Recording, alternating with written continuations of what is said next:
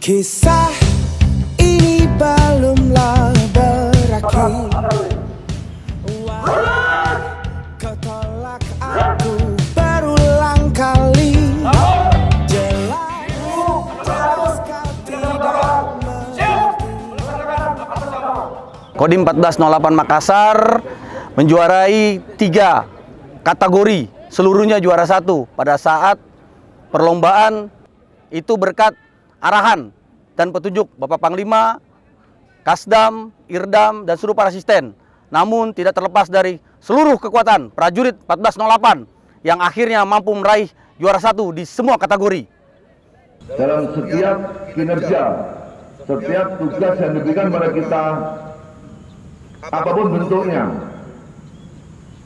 apapun pangkat kita, apapun jabatan kita, dan di mana tempatnya, kita bisa laksanakan secara optimal.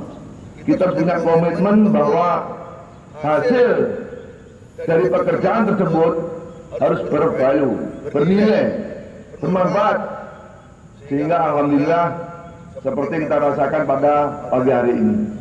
Semua anggota baik, semua anggota punya prestasi, dan semua anggota bekerja maksimal.